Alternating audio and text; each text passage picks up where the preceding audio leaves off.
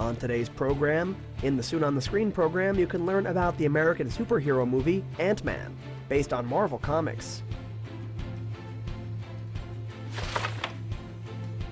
The premiere of the film called Sky is the Limit was recently held in Almaty. Find more about it in Art Event. And within our program On the Frontline, we will tell you about the independent film school Stalker. The hero of today's program, Master Has It, is the honored artist of the Republic of Kazakhstan, actress Tatyana Tarskaya.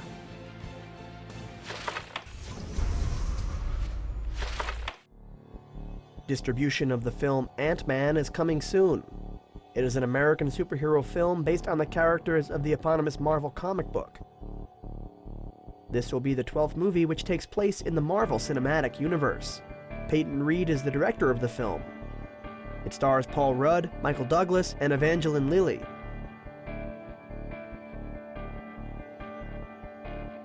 Principal photography began in August of 2014 in San Francisco. Scott Lang, a man who is sent to prison for robbery, turns out that all the time he was a doctor, and a part-time former superhero, Hank Pym, Ant-Man, is watching him. Upon release, Scott meets Hank, who wants to make him the new Ant-Man and prevent the danger represented by a millionaire Darren Cross who seized a company specializing in the creation of miniature soldiers. Scott decides to become a new superhero with the ability to shrink in size, and he commits a robbery, which saves the entire world and the beloved daughter of Scott, Cassie.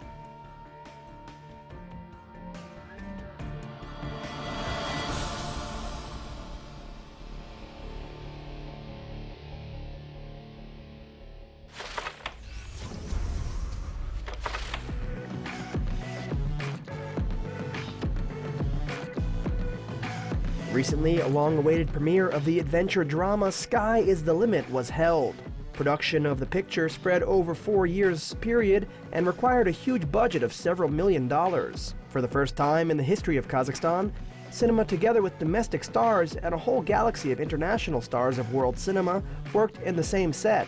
They are Armand Assante, Cary Hiroyuki Tagawa, Michael Madison, as well as a legendary British actor, Peter O'Toole.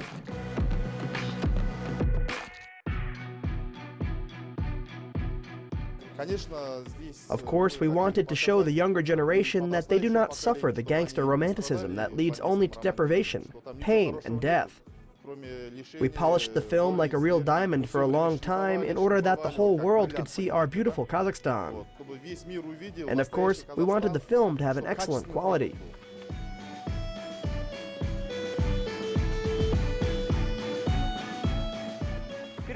This is the first time that I participated in such kind of a film. It was an unusual role for me. When you work with world stars like Peter O'Toole and Armand Assante, you just want to absorb all of their skills. I got a lot of experience by working with these professionals.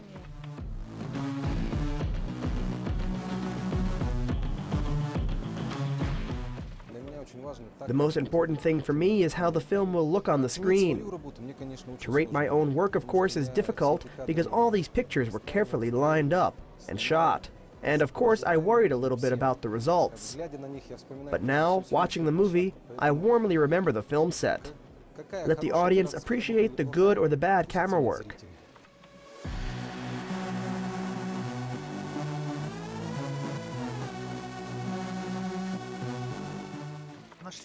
On one side, our film is not quite true, but on the other hand, it's not really fantastic. It's a cross between heaven and earth. It can't be given a certain genre or a style. We spent a lot of time and a lot of money, but we tried to make an excellent movie. So yes, I see my mistakes, but we must understand that this is my debut. The success of the picture depends on how it will be distributed within Kazakhstan. I was very pleased to work with these American stars. One day during our voice work in New York, I met Cary Hiroyuki Tagawa, and he said to me, "You know, I'm in love with Kazakhstan. I was met there as nowhere else before." And everything was done in a very worthy way.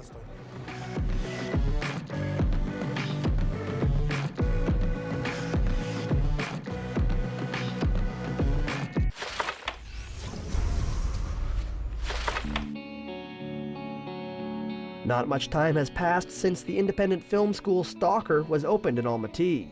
The founders of the school had become professional filmmakers, headed by director Elia Gilman. Among the teachers of the school, there are well-known directors, actors, cameramen, producers, makeup artists, including the director of the legendary film Igla, Nugmanov Rashid, and the director Rustem Abdrashev, actress Zhana Koanisheva, and many others. Education at the school is designed for adults, but there is also a summer cinema camp for children. The idea of creating a film school for adults was born a long time ago. I mean, such kind of schools already existed in Moscow and in St. Petersburg and abroad in Prague and New York, and actually all over the world. This is for people who are already in adulthood, for example, above age 30. It's for those people who understand that they don't mind their jobs, but they want to engage in movie making. They've got something to tell people, but they don't know how to enter the movie industry. Our school is for people who have graduated from some other university and who have worked in different fields, but now they realize that they are very interested and really want to make films or videos, or to make a documentary film. They care about something. There are questions that they would like to share, not just with their loved ones, but with a larger audience. These people usually do not need general subjects. They already have a school of life. Most importantly, they have a life experience. This is one of the most important components for filmmakers. The difference of this school is that all teachers, both summer cinema camp and adult schools, are trainers, practitioners, people who want to work in cinema, who create pictures, and have something to say and to share with people. Trainers of the school, known and popular filmmakers, point out the best students will be employed on their projects. According to the film school founders, the most important aspect of the policy of Stalker is that once one person comes in, they don't just take knowledge in a particular area. They also have the opportunity to apply their skills in real practice. Summer Cinema Camp is a 2-week program where professional filmmakers will be working with children in playful forms, accessible to every child. At the end of the school season, children will have the opportunity to present the premiere of their work, performance, a video, or a short film. All school films are shot during the training period by children and adults. The creators of the school will promote them at various festivals.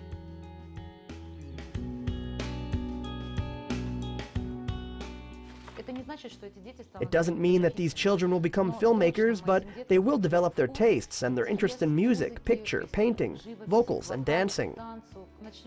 We will begin with probably very little videos or scenarios, but I do hope in the future that we will create films, as our students will participate in big productions.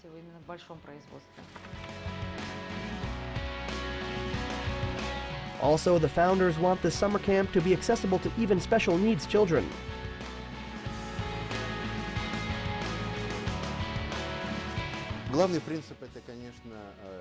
Of course, the main principle is not to teach someone something, but to help the person find themselves in this profession. This is the fundamental principle. I will not be a mentor who drums the basic skills into people's heads. This training is not about teaching how to shoot, but learning the essence of cinema. Our students should actively engage in dialogue, in discussion of works with classmates and colleagues. And they must do real practical things as much as possible, like sketches, performances on the stage, shooting on location, and so on. The fact that people gather and make live teams who can then make a film together and talk about movies is a very big boost for the development of the entire galaxy of new filmmakers.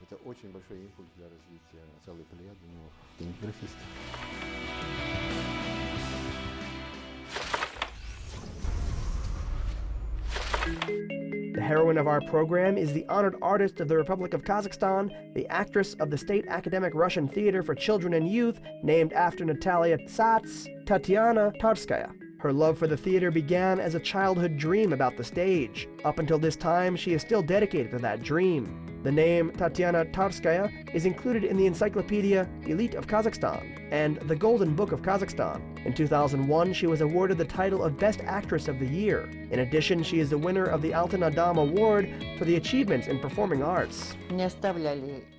I was asked to stay in Riga, in the youth theater and in the drama theater, but I decided to make my own life. I did like Almaty. I fell in love with this city. On the 25th of September, I got out of the train and I was absolutely amazed by the sun, by the purest waters in the canals and the clearest fall leaves. I had wonderful memories about this city. It's as if I turned out to be in my paradise. And I joined this team so fast and immediately, and I was given so many roles. All my roles and my characters are like my children. They are all loved ones, especially the hard ones. If a child is ill, he's loved more. And if he's weak, he's loved a lot more. The same with my characters. But they are symbolic roles that left a deep impression on my life.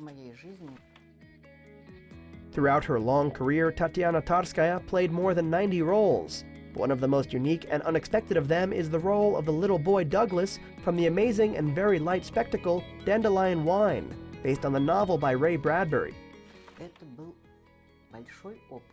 It was a great experience and a big risk and a gamble.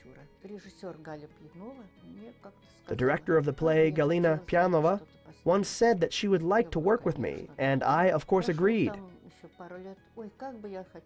2 years passed, and then she said she wanted to bring out the play Dandelion Wine with me. Of course, I was surprised, and I told her that she was probably joking, because I was already old. I didn't believe all of that would go beyond just jokes. But slowly, there appeared to be an unusual play for me. I'm very glad that the audience accepted it so well. Not so long ago, our heroine celebrated her 75th anniversary. The actress is full of energy and creative plans. Her incredible activity is to be envied by many budding actors. After all, to create an image of a little boy on stage is not only a talent, but a powerful internal energy is needed. All my lovely roles are characters of boys. I must say that they give some inner power, some inhibition, some difference, and they push to search for something new. And all of these characters are boys. Largely thanks to Tatyana Tarskaya, spectators saw the play Harold and Maude. It was she who suggested to bring out this play. The role of the old woman Maude, who teaches the young Harold to enjoy everyday life, was written as if especially for her. It feels like it's mine, it's my role. It came to me for the first time. Usually I prefer roles that are hard to perform. And then I had one feeling that I wasn't doing anything, just playing myself. On the one hand, it was very easy to play, but on the other hand, it was physically difficult. This role requires a high emotional cost, but at the same time, it's all about me. I kept thinking about the author. Is it possible that he had before his eyes a character similar to me? I'm not talking about appearance, but also internal qualities. That is my impression.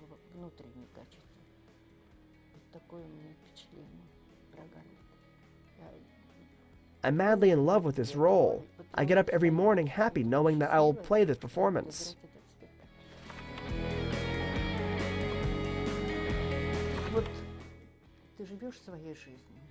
Everyone lives their own life, but I have lived so many lives, and it's so beautiful, so rich. It brings an extraordinary satisfaction to me. You are happy about this.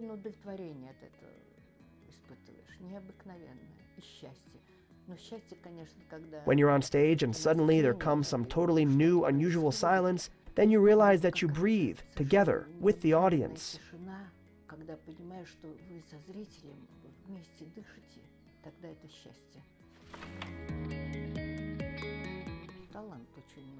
The talent and a great desire to work on stage is very necessary.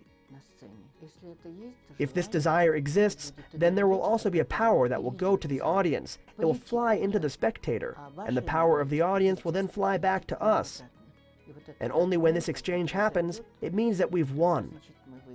The audience has got something from us that we have.